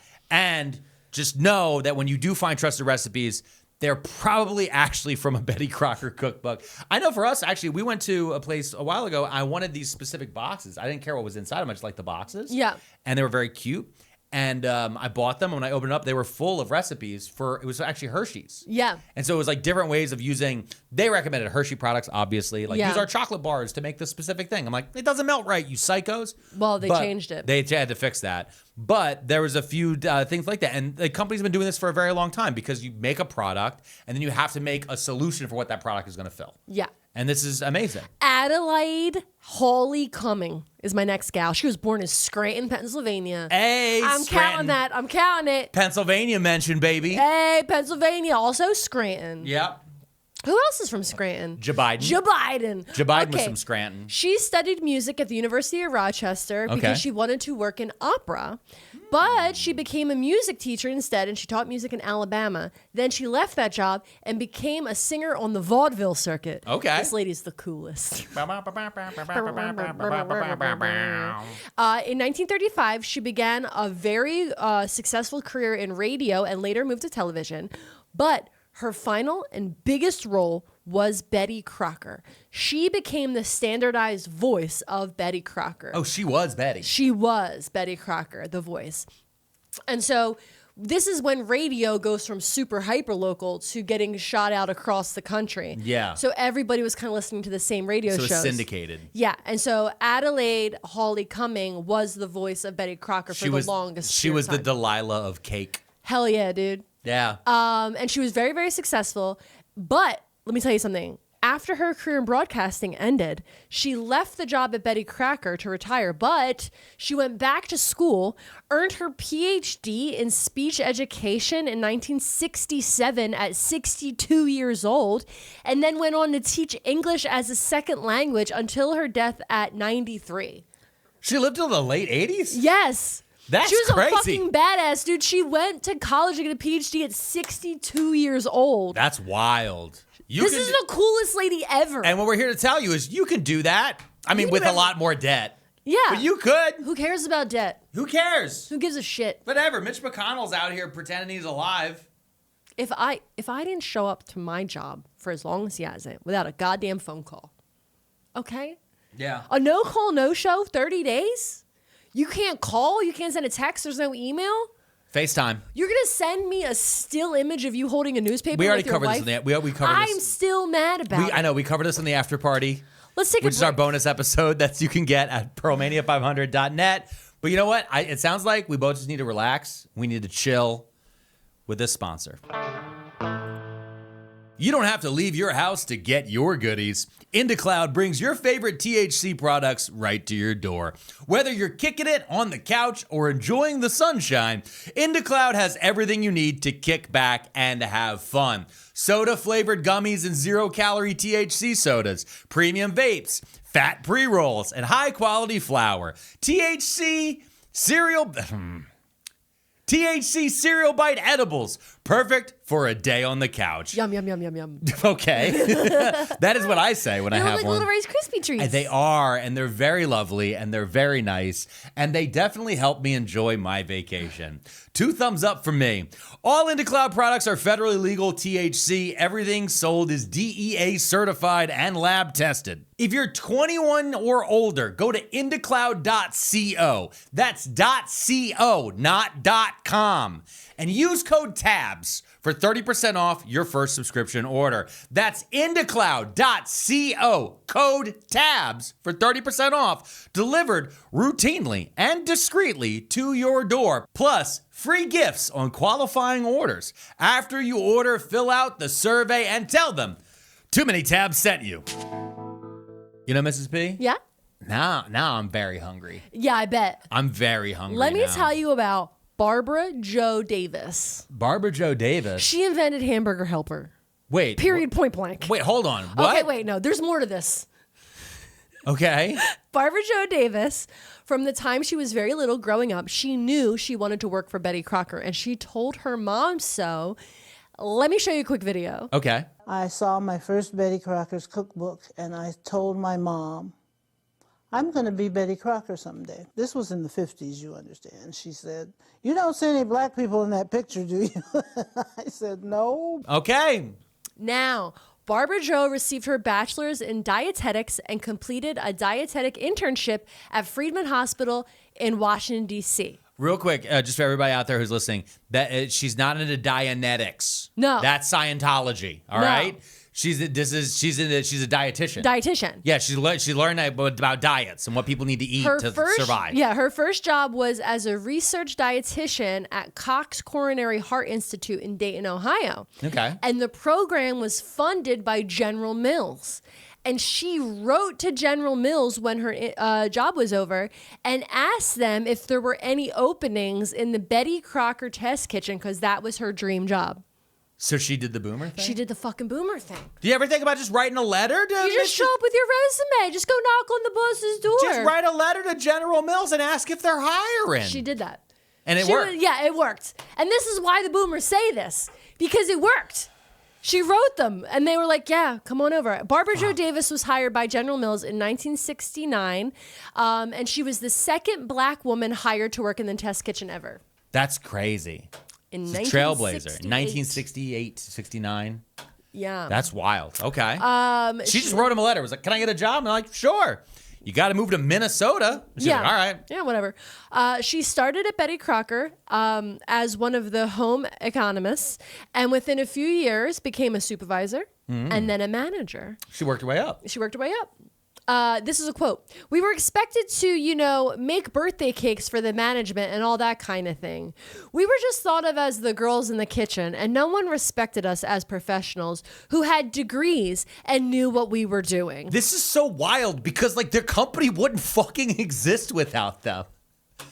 This is just insane to me. I keep picturing, again, the Mad Men, these Yeah. guys in an executive room Just drinking guys scotch, in suits. smoking, yelling, "Ooh, what do these gals even do?" And they're I like, thought Nixon was going to win. yeah. That was... And they're like, "What do you do?" Yeah. Okay. So in one particular incident, I'm eating. General... I do meeting. What do you do? Oh, I know. I figured out how to do our flour in a way that made women want to consume it. And that way it spread into all aspects of America. I go to meetings. I say harumph. Harumph, harumph, harumph. In one particular incident, General Mills executives wanted to piggyback off of a successful 1970s partnership between Bundt and Pillsbury, and they pushed through a ring cake supreme mix without the usual testing. So they're like, this goes to market now. So one of these men got a little idea in their head? Yeah. He got a cute little idea So in their one head? of the executives saw that Bundt Cake and Pillsbury had a successful collab, and they wanted in on that money. So they created a ring cake supreme box mix and sent it to market without the usual testing. If you followed the directions to the letter, the cake came out perfect. But the majority of the consumers were unable to duplicate it. And people were so mad that the cakes weren't working properly that they mailed them back to General Mills.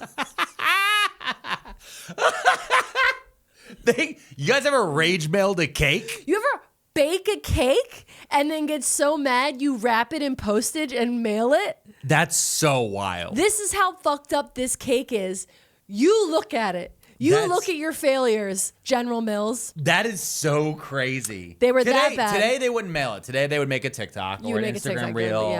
Yeah. You do some posts, maybe go on Reddit. You'd be like, God, this wedding dress You build is a whole ugly. Reddit snark page about it. Yeah. Right? And then you go, look, Betty Crocker fails. Yeah. That would be what it's called. So this is a disaster. Probably Betty Cantor? And I don't know. What would you Davis described it as something of a comeuppance for those who didn't trust the croquette input. Davis believed that the R&D people were scrambling. We in the kitchen said, this cake should not be on the market over and over again. But, we're just the girls in the kitchen. That's such perfect malicious compliance, and anyone who's ever had a job has dealt with this. Yeah. There's always a guy who shows up with this bright idea. Yeah. And you're like, we did that. We've tried that. It doesn't work. It doesn't work. You're not following the procedures. There's a reason there's a quality control. Yeah. And you're not following it. That's amazing. Yeah. Okay, so get away from that. They're doing consumer studies, General Mills as a whole. They're always putting out feelers. They're always seeing what the American homemaker is doing. Yeah. They're watching the markets, right? Consumer studies reveal to General Mills that American households are using ground beef once a week. Okay? That's a lot of ground beef in America. That's a lot of ground beef. Okay? So Miss Davis grabs her 5 skillets and hits the road. Literally. She takes 5 skillets from the test kitchen and goes across the country writing and testing this idea of a recipe that can help people with hamburger meat. That's how a hamburger helper was made? Yes. That's how the fact that it was one lady is driving me insane. Okay, so there is a team of people, but she is the one spearheading. she's the leader. She's the leader Because of the recipe. Can I tell you the first thing? I want to tell you 2 things. Number 1, I, as a child, I thought it was the hand. I thought the hand, the little glove. It has 4 fingers. Yeah. And his name is Lefty because it's always a left glove. Got it. It is a little insane to me, though. Yeah. That it is a cartoon glove a la Mickey Mouse. Because the one thing I do know, the reason why Mickey Mouse wears white gloves is because of minstrel shows. Oh, my God. What? Yeah. So, like, that's why they all wear those white cartoon gloves. Because the early cartoons are all replacements of minstrels. Holy shit. And so, like, the fact that it's that is, like, weird. Uh-huh. That's very weird. It's weird, but it's also one of those things where I'm like, I don't know if they knew that in that way. No, I'm saying, know. I didn't know that, so I didn't look it up. No, I know you didn't know that, so you looked it up. I'm just saying is like, I know that his name's Lefty because it was always so weird to me. Also, when I was a kid, I didn't think they were saying hamburger helper. I thought they said hand burglar helper. What? Because there was a hamburger. Oh, look who can't pronounce things. Okay, but I'm just saying when I was a child and I was hearing the thing, I was always like, oh, it's the hand that steals your meat. I love hamburger helper. I know. It's so good. Yeah, it's a good stuff. It is good stuff. We didn't use it that much when I was a kid. My mom didn't that wasn't one of my mom's like go-to things. We did a lot more shake and bake. Who makes shake and bake? Listen, is it General Mills? Let's find out. Okay, shake. Guys, you're watching a live tab happen right now. Live tab. Kraft Heinz, different. Heinz, Kraft Pennsylvania Heinz. PA, baby. Okay. So she invents hamburger helper. Now, on the other side of town, it's 1970s. It's Barbara Jo Davis. Okay, I'm still talking about her, but on the other side of town. Okay. There's a Twin Cities jazz bassist who also owns a barbecue restaurant. His name is Ken Davis. Okay. And he wants to bottle and sell his grandmother's secret barbecue sauce that they're using at the restaurant. But you have to develop a recipe to do that. So he reaches out to a recipe developer named Barbara Jo Davis, who is able to standardize the recipe so it could be bottled and sold. But now she has the secret recipe. Let me just play you a quick clip of her describing what happens when she gets the secret recipe. I had the secret recipe. And so he had 2 choices. He could either kill me or marry me to keep the recipe safe. So fortunately for me, he decided to marry me. I mean... So he could either kill me or marry me, and they get married. Yeah. Right? So their barbecue sauce becomes incredibly popular. Now, when I was doing this research, I found out that the Ken Davis barbecue sauce is like really, really popular in the Midwest. Okay. This is not like, I think I've seen this at the grocery store around here. But it's not something like everybody's It's not a go-to grabbing. for us anyway. Yeah. It's like the way like Duke mayonnaise exists around here, but it's more popular in North Carolina. Yeah. It's one of those things. Old Bay type of, it's one of those. Everybody has their regional things. And in the Midwest, apparently, this specific barbecue sauce is very popular. Okay. Well, when I go to St. Paul on the Crashing Out Tour, crashingouttour.com, I'll make sure that I go give this a try somewhere. Ken Davis Maybe barbecue. I'll try to grab some. Oh, you know what? It'll be hard to fly it back, though. Yeah. You just chug it. Yeah. Just Don't mail us barbecue sauce. Please don't. All right? I just want to be very clear. People in the CIA have told me to be careful. I don't know why. They kept approaching me in Las Vegas and going, you should be careful. You should be more careful. So I probably shouldn't eat foods that are mailed to me by strangers to our P.O. box. No, your wife's not going to let you. Not gonna let me. Okay. So barbecue sauce becomes very popular. She actually develops her own like cookbook. It's more of like a newsletter, but like this is her dream, right? She always wanted to write like Betty Crocker style recipes. Ken actually passes away after a few years, and Barbara Jo takes over the whole brand, the restaurant. She's still, I think, working part-time at Betty Crocker. Like she's holding down a lot of work. But she does, I think in 2010, sell the brand completely. Okay. And cashes out. Good and for my her. girl cashes out. Good for her. Good for her. Tires. Good.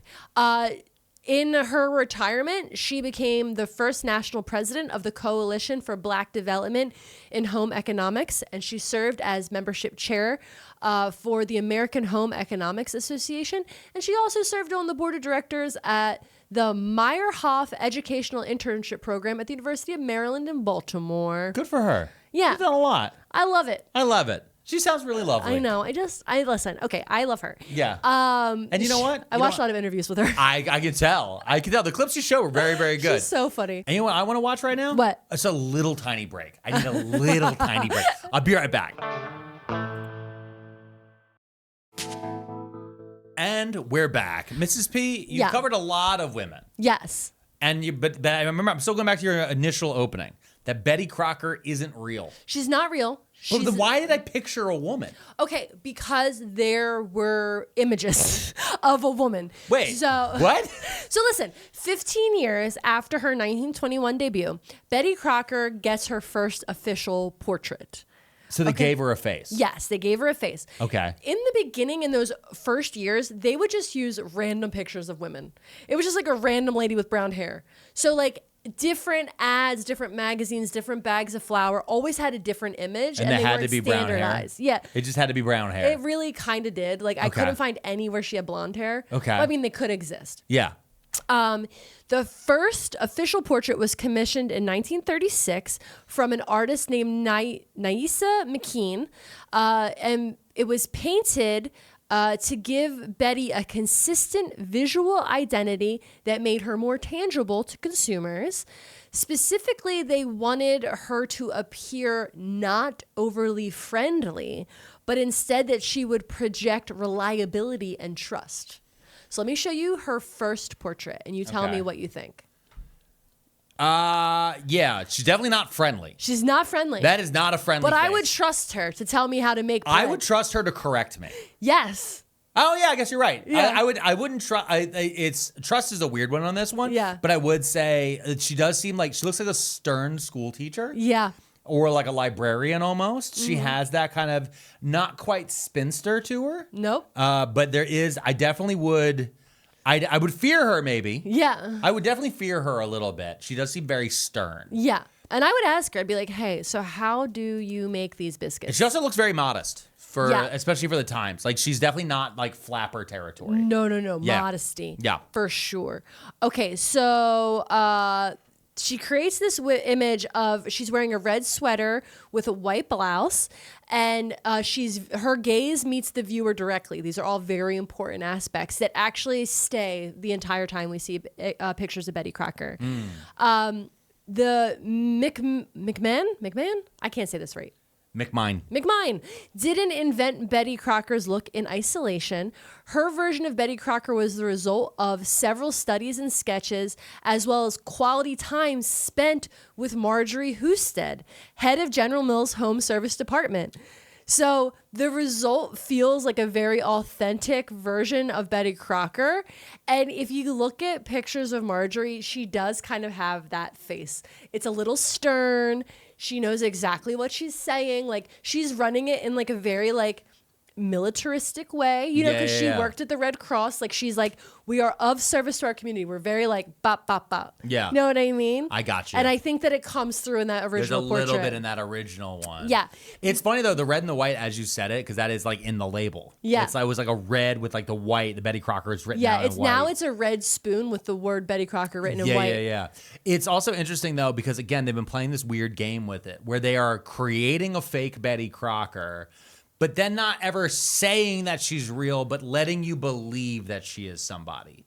Because it's one of those ones where they let people create a headcanon. Yeah. They let people create lore in the back of their mind that, oh, it's Betty Crocker. She went to these French schools or whatever. You know what I mean? Like, there's things that they make up. So in 1955, General Mills decided Betty's appearance needed a refresh. The steady, resourceful Betty, who had guided households through wartime, no longer reflected the spirit of the era, which was optimism and growth and the new possibilities. Yeah. So in 1955, she gets a new headshot. Let me show you her. Okay. She has a softer eyeline. She looks a little bit more caring. She's smiling. She kind of. She's not frowning. She's got worried smile. She does have a little bit of worried smile. She has a little bit of white along the temples, like a little bit in there. So it's like she's matronly. Yeah, she's matronly. She's matronly. You used it right that time. She's matronly, just like you. God damn it. You're a mother to many people. Oh, Get in the comments right now and write Mrs. P is mother. Mrs. P. I want to see the top comment on YouTube with 200 likes should say Mrs. P is mother. Okay? She had a sincere smile and approachable warmth that resonated strongly with homemakers. Okay, so that's 1955.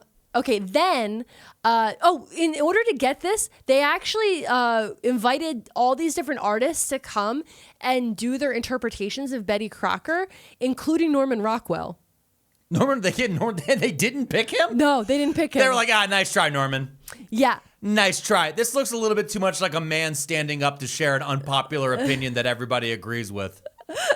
Betty Crocker continues to evolve along. Imagine having Norman Rockwell being like, pass. That's fucking crazy. Nah. I love it. He probably would agree with him. Yeah. Yeah.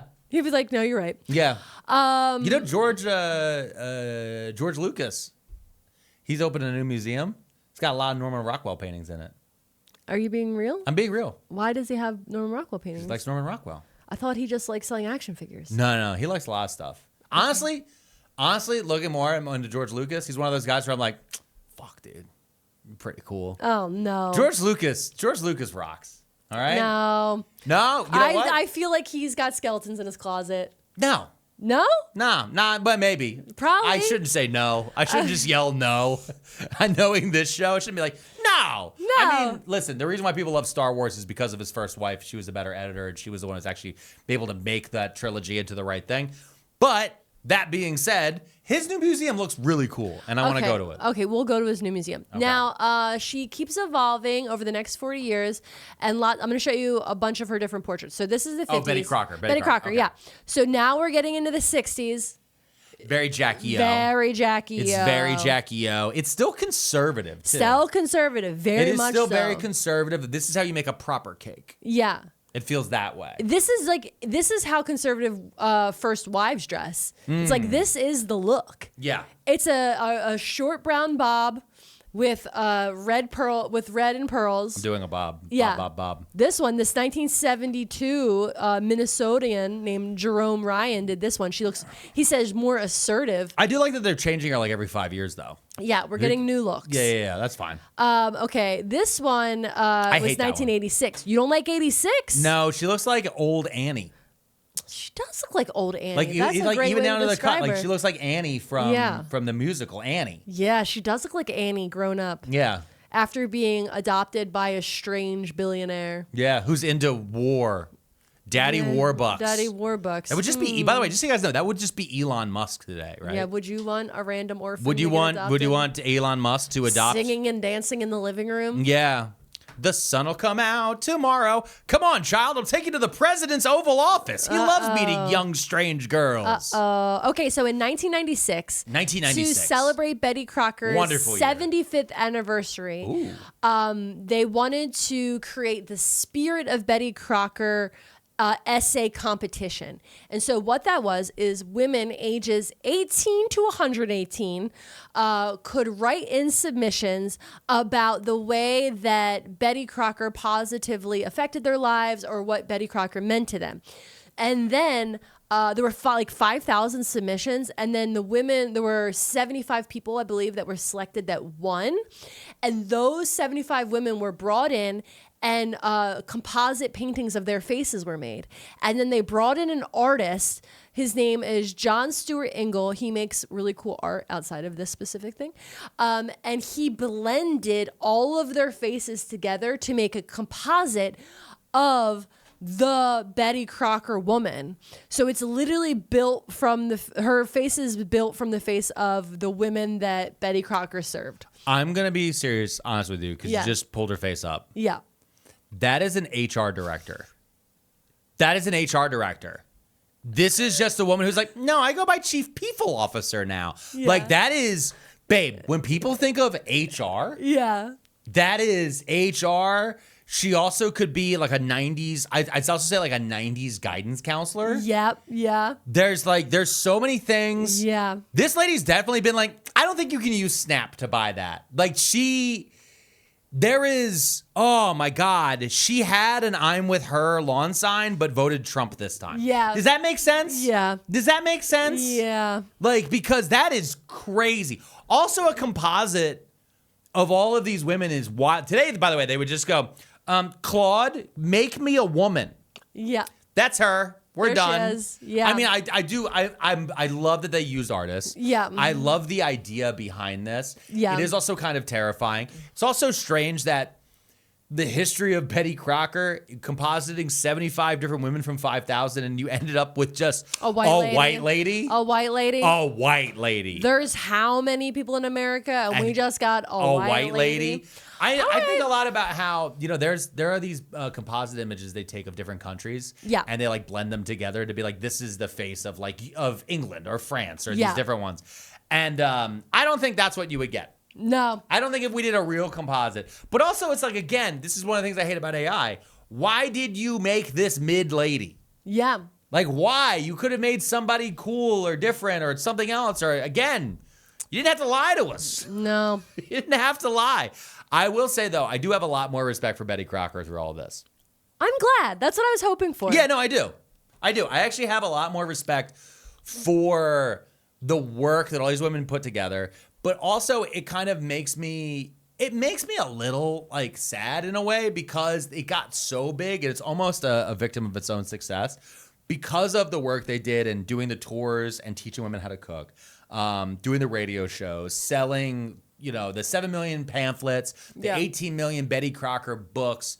It got to a certain point where it became self-sustaining, so they don't have to do the investment in the same way. So things like America's Test Kitchen can step up. That was the one you mentioned earlier. I love America's Test Kitchen. But what was the one with Sola that you mentioned from before? Bon Appetit. Bon Appetit. Other ones like that. These other magazines stepped up and became kind of more of the higher end on that. Yeah. But Betty Crocker always has its place. I Yeah. think in American grocery stores, and like Betty Crocker brownies. I know that brownie mix. I know people who have gone into Blizzards to get that brownie mix because in the middle of the blizzard, they're like, I need brownies. Yeah. Do you know what I mean? Were they into Cloud?